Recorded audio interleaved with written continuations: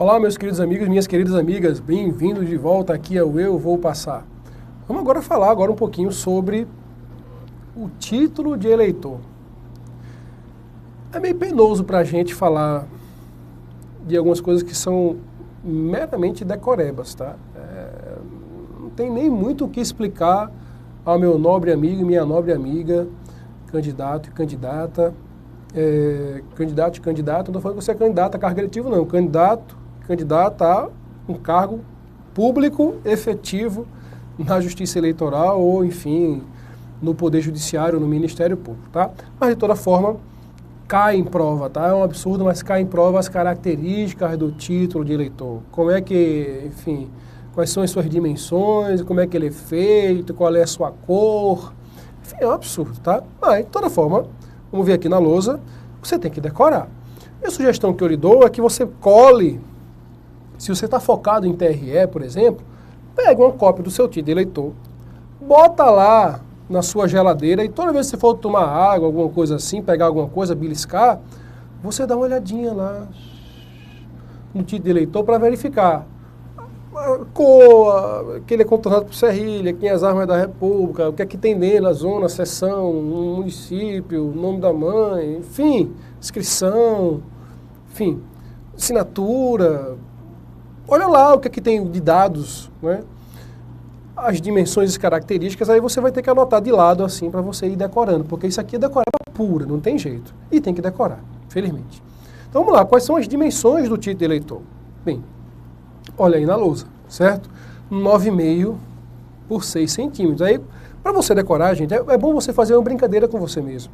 Pega a régua e mede. Tudo isso, gente, facilita com que você utilize melhor a sua cabeça, a sua memória, tá?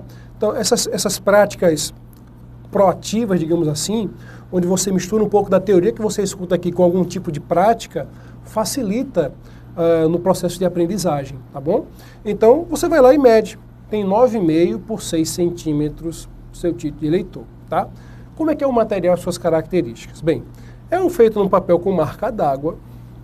Daqui a pouco a gente tem uma foto. Depois que eu apresentar para vocês todas as características do título, o que é que tem nele, qual é a cor, etc., eu vou mostrar para vocês aqui a foto do título, tá? Se você quiser, você pode... Esse material, com certeza, disponibilizado pelo Eu Vou Passar, esses meus slides. Agora você imprime aí o título com formato colorido, tá? Junto com o PET, que a gente vai ver daqui a pouco, né? Que é o protocolo de entrega, para verificar o que é que tem em cada um desses documentos, tá bom? Então, é impresso num papel com marca d'água, você vai ver lá a marca d'água daqui a pouco. O peso é de 120 gramas por metro quadrado. Eu não sei que diabo de peso é esse, mas já me falaram uma vez que é peso de material gráfico, tá? É a unidade de medida de material gráfico, então para saber que tipo de papel você usa, você fala do peso, tá? Enfim, não sei se pesa mesmo, não. Enfim, não sei como é que é, se tem uma balança de metro quadrado por grama, ou grama por metro quadrado, enfim, não sei. O fato é que você decore aí, por favor, que o peso é de 120 gramas por metro quadrado. É impresso nas cores preto e verde, em frente e inverso, apesar de ter uns branquinhos no meio, tá? Mas aqui a resolução fala que é preto e verde, tá bom? Contornado por serrilha, a gente vê daqui a pouco, essa serrilha é realmente todo serrilhado. E ao fundo do título de eleitor você vai encontrar as armas da República, tá? Que é aquele negocinho assim, né? Enfim, eu não sei desenhar, não tem a menor condição de desenhar isso aqui, mas daqui a pouco a gente vê o título de eleitor e a gente revisa essas características aqui, tá bom? O que mais? O que é que tem no título de eleitor? O que é o conteúdo? Quais são as informações que constam no título de eleitor? E eu repito, imprima o título, bata um copo do seu título e bota na geladeira, tá? Ó, vai ter o seu nome, vai ter data de nascimento, vai ter a unidade da federação, Ceará, PE, enfim, tem lá o símbolo, né, a sigla, o município onde você vota, a zona e a seção onde você vota, tem que ter até para você identificar, o seu número de inscrição eleitoral, que tem 12 dígitos, a gente vai ver daqui a pouco, cai também em prova, até que são 8 sequenciados, mais 2 da UF, mais 2 dígitos verificador. Até a composição dos 12 algarismos eu já vi cobrando em prova. É sacanagem, mas está em prova. Então você tem que estudar, tá bom? Então, o número da inscrição, a data de emissão do título de eleitor, que é outra coisa que cai muito em prova, por incrível que pareça. Qual é a data de emissão do título de eleitor? É a data que eu recebi? É a data que o juiz deferiu? Qual é a data de emissão? A data de emissão do título é a data em que você requereu o alistamento eleitoral. Deve ter outro slide aqui que explica isso. A data que você postulou, não é a data que o juiz deferiu, nem nada disso, é a data que você requereu. A data do requerimento de alistamento eleitoral, a data do RAI, lembra do RAI? RAI. Então, a data do RAI é a data que vai estar impressa no seu título de eleitor, tá bom?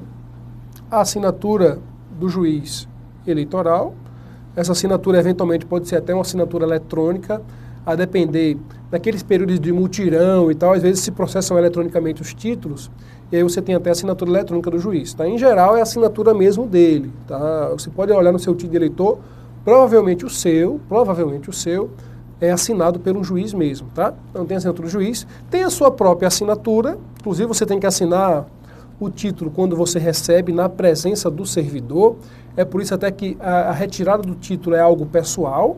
O Código Eleitoral até falava que o título poderia ser retirado por um delegado de partido político. Vê que coisa louca. Como é que um delegado de partido político, como é que o delegado poderia retirar o título de alguém? Não dá, né, gente? Tem que ser o próprio eleitor, mas está no código dizendo isso. Mas tem que ser o próprio eleitor a retirar, até porque o próprio eleitor vai assinar o título de eleitor na presença do servidor da Justiça Eleitoral. Então, a assinatura do eleitor, ou se o eleitor for analfabeto, a impressão digital do seu polegar, normalmente o polegar aceito é o polegar direito. E a expressão segunda via, se for o caso de ter segunda via, tá? A emissão desse título de eleitor hoje é por computador, obrigatoriamente por computador.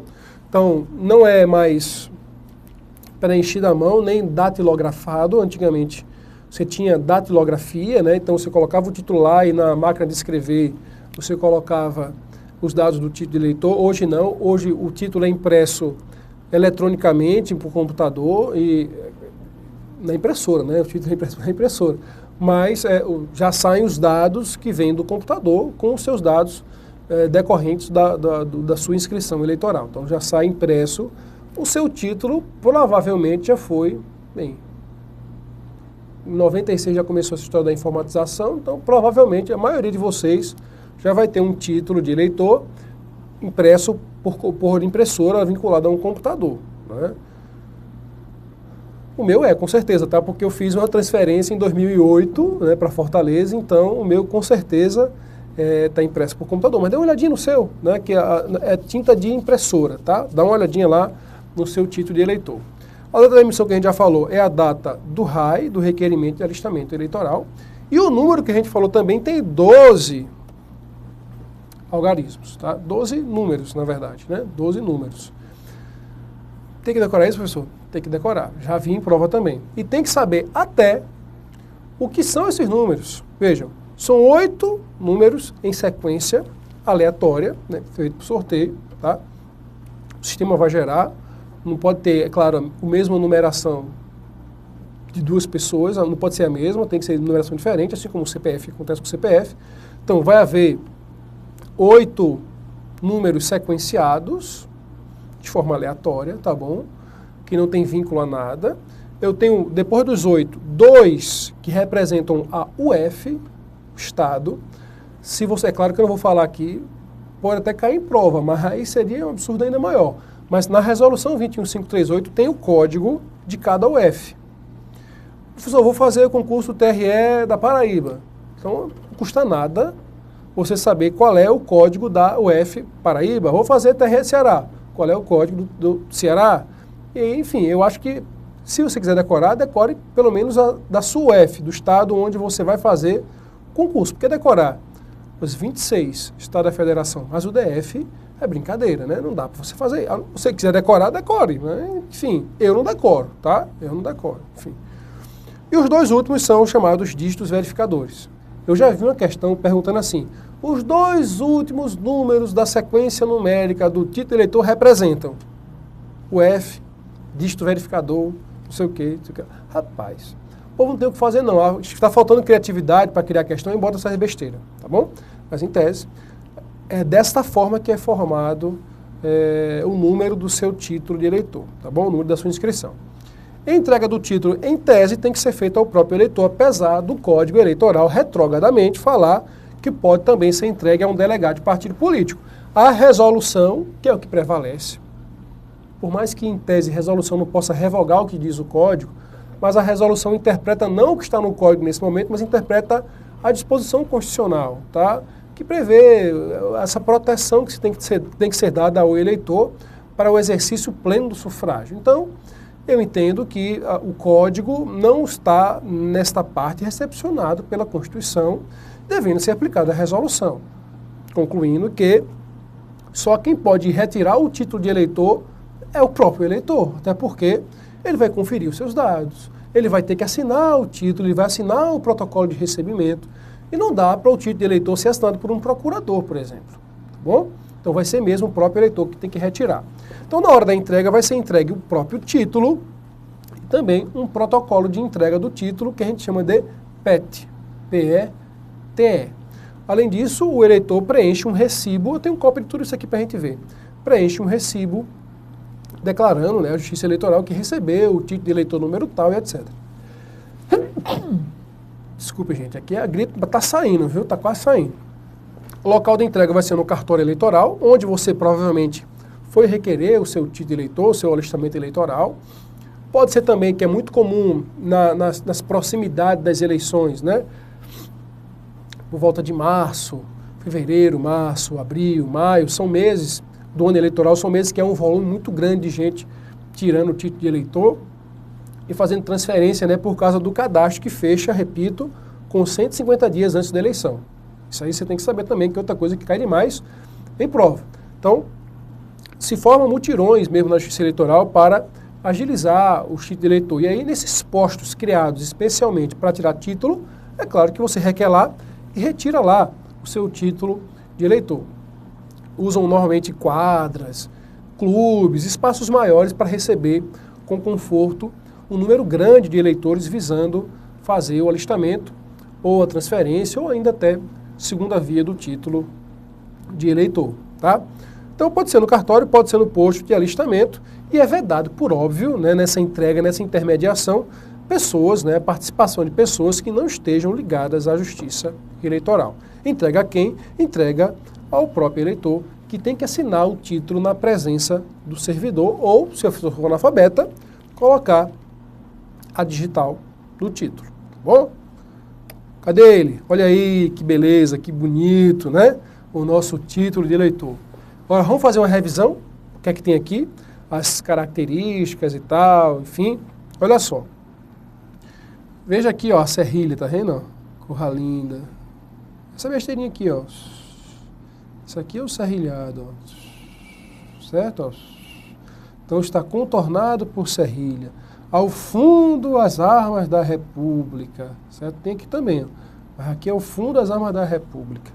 Olha a marquinha d'água aqui, ó. A marca d'água, né?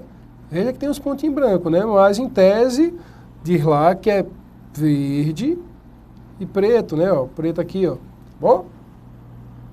Eu não sei quando salva lá no Eu Vou Passar, se salva com esses meus riscos. De qualquer forma, você encontra isso aí na internet, tá? Provavelmente, eu acho que você consegue encontrar na internet. Corre que você tira a cópia do seu, colorida, né? O que mais? O conteúdo do título, aqui, ó. Nome do eleitor, data de nascimento, número da inscrição com dígito verificador, zona, seção, lembrando aqui que são 12, né? 8 sequência, 2 UF, 2 dígito verificador, zona, seção, município e UF, a data de emissão do título, que é equivalente à data do requerimento de alistamento eleitoral, a assinatura do juiz eleitoral, certo? No verso, ó, você vai ter a sua assinatura ou, caso, a impressão digital do polegar direito. Veja que é o polegar direito, tá bom? Se a pessoa não tiver o polegar direito, aí bota o esquerdo, né? Porque pode ser que a pessoa, sei lá, não sei, o do Lula não estou lembrado se é o esquerdo ou se é o direito. Mas a pessoa pode não ter o polegar direito e aí vai ter que colocar o esquerdo, né? E aí se justifica lá no alistamento eleitoral esse fato, tá bom? Mas em tese, é o polegar direito. Eu espero que não cobrem também essa informação em sua prova, mas em tese é o polegar direito que é colocado no título de eleitor, tá? Aqui está o PET, protocolo de entrega do título de eleitor, tá?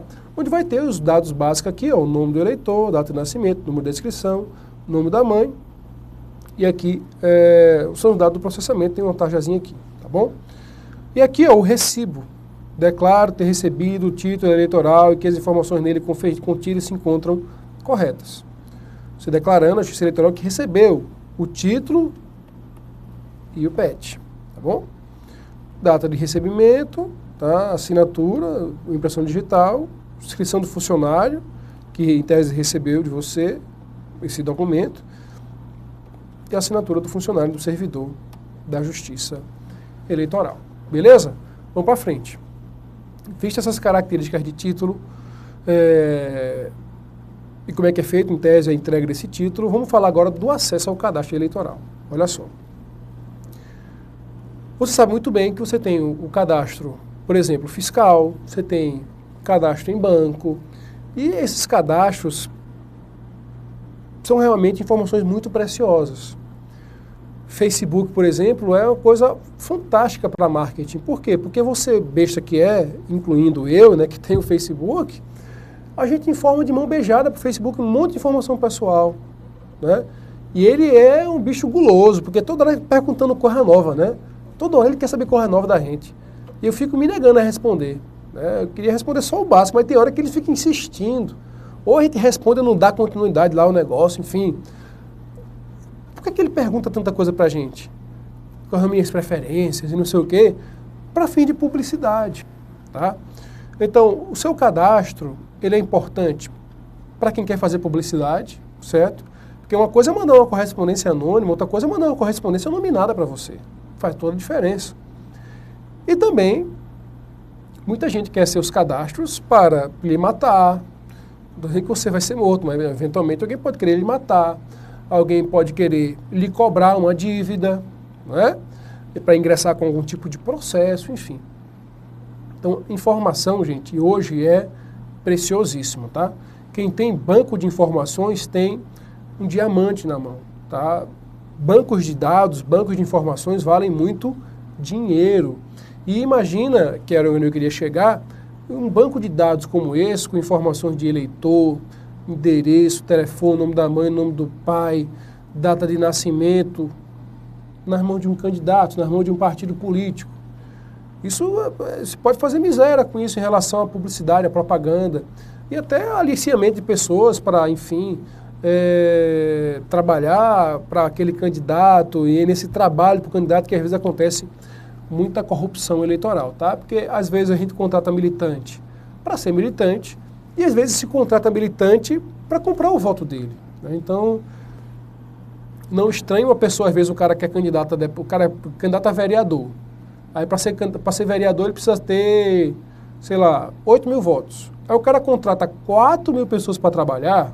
Ora, provavelmente essas 4 mil pessoas que ele contratou para trabalhar, para pedir voto para ele, para conseguir voto para ele, essas 4 mil no mínimo vão conseguir o voto delas, mas de uma pessoa, da família, sei lá, enfim, da mulher, do marido. Então ele contratou as 4 mil, com certeza ele tem o voto dessa pessoa e mais de uma, normalmente. Aí já tem 8 mil votos. Pronto, ganhou a eleição. Isso é lícito contratar militância? Eu posso contratar gente para trabalhar para mim. Agora, se em tese eu preciso de 8 mil votos para me eleger e eu contrato 4 mil pessoas, isso aí é um abuso de poder econômico, tá? Enorme, que na verdade para mim configura assim captação ilícita de sufrágio, tá? Para mim. Tanto que dentro dos projetos de reforma política se visa, e na verdade nem no projeto de reforma política, né? Na legislação agora que saiu em 2013, já se visou uma regulamentação, tá? Já se visou uma regulamentação da quantidade de pessoas que são os militantes, tá? Porque militância é uma coisa, o nome militante é a pessoa que milita por ideologia, mas a gente sabe que hoje o militante, estou dizendo que é a maioria, mas hoje muitos militantes são pagos para ser militante, para balançar a bandeira. Eu já balancei muita bandeira para certos candidatos de graça, já fui militante de graça, certo? Hoje eu não sou militante de graça, nem sou mais militante, tá? Nem de graça, nem pagando eu sou militante. Mas o fato é que várias e várias pessoas, você não acha que aquela pessoa está balançando a bandeira hoje no meio da rua, meio-dia, está ali de graça. Eu já fui de graça. Por acreditar em certos partidos políticos, eu já fui de graça. Já me decepcionei muito também. A gente se decepciona com política demais, né? Mas não é porque a gente se decepciona que a gente vai abandonar, né? Com essas decepções que a gente vai aprendendo e vai amadurecendo na nossa vida. Então hoje eu não balanço bandeira de ninguém, mas nem de graça nem pagando, mas muita gente balança bandeira das pessoas em tese, em troca de 50, 100 reais, enfim, de forma abusiva, e aquela pessoa tem dinheiro para pagar e está comprando indiretamente o voto daquela pessoa. A grande verdade é que muita gente compra voto através dessas formas. Seria muito mais fácil para ele ter acesso ao cadastro, ir lá na casa do eleitor, verificar já com o nome de quem é e tal, já fazer, enfim. Facilitaria muito a vida dos candidatos, dos partidos, se ele tivesse acesso ao cadastro. Então, esse cadastro, gente, tem que ser mantido sob sigilo. Assim como o seu cadastro fiscal é sigiloso, assim como o seu cadastro nos bancos é sigiloso, sob o cadastro eleitoral há também sigilo. E aí, meus caros, é evidente que esse sigilo, ele é regra. E há exceções para que algumas pessoas tenham acesso a esse cadastro. Sigilo bancário, sigilo fiscal, por exemplo, ele pode ser quebrado por ordem judicial. O mesmo se diga em relação ao cadastro de eleitores. Ora, se por ordem judicial um juiz pedir as informações, determinar a quebra do sigilo, estará quebrado. O Ministério Público também poderá ter acesso às informações do eleitor, até para fiscalizar se aquela inscrição é ou não fraudulenta, ele precisa ter acesso ao cadastro, tá? O próprio eleitor também tem direito a acessar o seu cadastro, é óbvio, tá bom? O que mais? Tem umas coisas que são meio estranhas, mas estão aqui na nossa resolução 21538.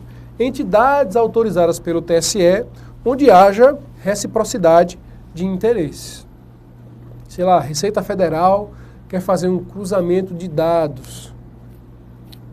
Justiça Eleitoral está precisando atualizar os cadastros dela e quer bater os dados dela com a da Receita Federal, enfim. De repente é um interesse mútuo, não há nenhum interesse eleitoreiro na história, tá? E aí o TSE, se tem interesse, ele pode autorizar, de fato, esse intercâmbio dessas informações, tá? Veja que a competência, nesse caso, é do Tribunal Superior Eleitoral, tá bom?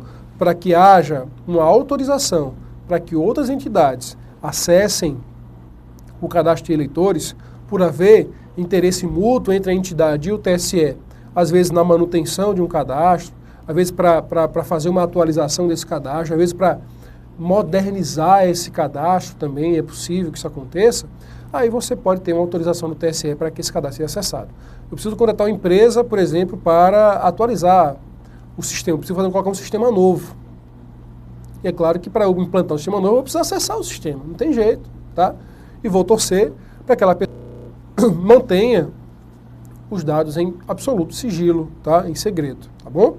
Ou ainda tem mais duas hipóteses, que seria dados estatísticos, fornecimento de dados estatísticos, mas aí eu não acesso diretamente o cadastro do eleitor, eu não vou lá... o TSE tem como fazer isso, tá? Hoje, como é tudo informatizado, você não tem tanta dificuldade, mas antigamente você precisava pegar ficha de eleitor por ficha de eleitor, ir lá no fichário, lembra do fichário? Ia lá no fichário e verificava sexo, quantos são do sexo masculino, quantos são mulheres, quantos têm entre 16 e 18 anos, quantos têm primeira via ou segunda via, enfim. Tem uma série de situações que eu posso criar um banco de dados estatísticos. Hoje, como o sistema é eletrônico, eu não preciso de muito esforço. Eu dou alguns comandos e consigo as informações estatísticas, né? Mas outrora, isso aí já foi bem mais difícil.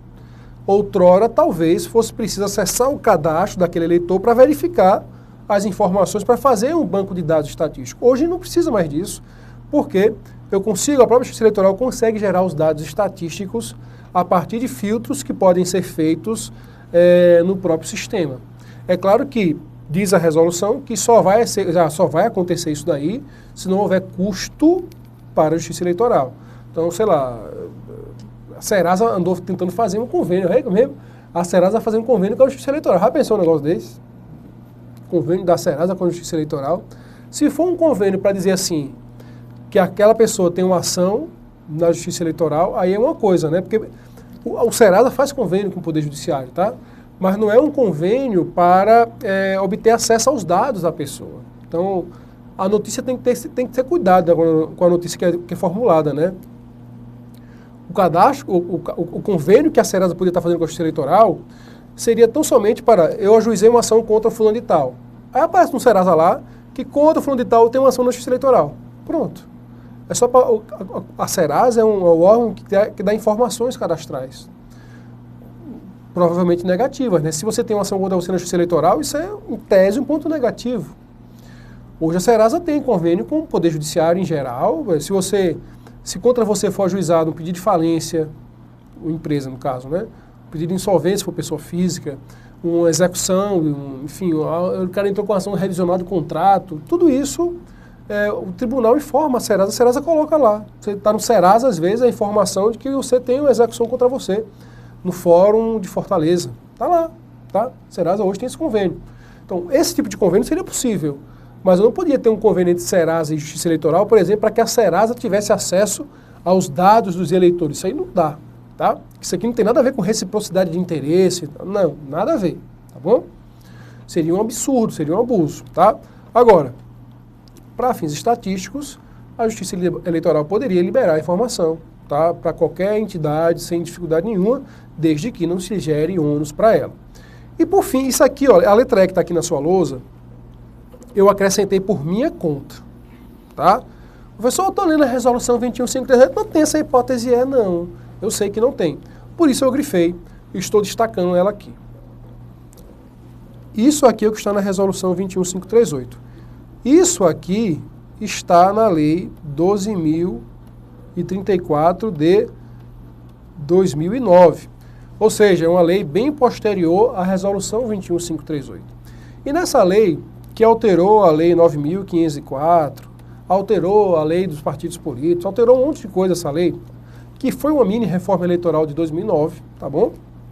Esta lei permitiu que o partido político tenha acesso ao cadastro dos seus filiados mantidos na Justiça Eleitoral.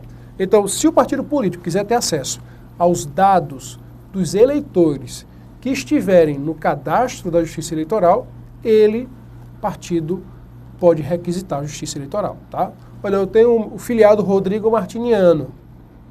Eu quero saber os dados dele aí, porque eu não estou conseguindo encontrar, eu quero o telefone, quero o nome da mãe, quero o nome do pai, ele pode ter acesso, tá bom?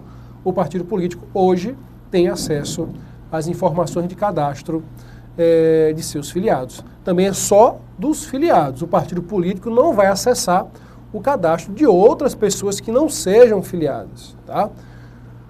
Para a prova, professor, se constar só esses 4 aqui, tá certo demais. Por favor. Isso daqui não está na resolução, mas deveria hoje estar, tá bom? Se você for atualizar a resolução, isso aqui deveria estar, mas não está. Não está. De toda forma, se você estiver estudando eleições, o tema eleições, isso aqui acaba entrando dentro do assunto eleições. Em caráter geral, entra no assunto eleições, porque está dentro da lei das eleições. Mas não faz sentido a gente estudar isso separado, porque, afinal, diz respeito ao acesso ao cadastro de eleitores. O partido político pode fazer esse acesso em relação, repito, aos seus filiados. Tranquilo, meus amigos? Chegamos por aqui, viu? Na próxima aula a gente ainda continua falando sobre Resolução 21538. Um grande abraço!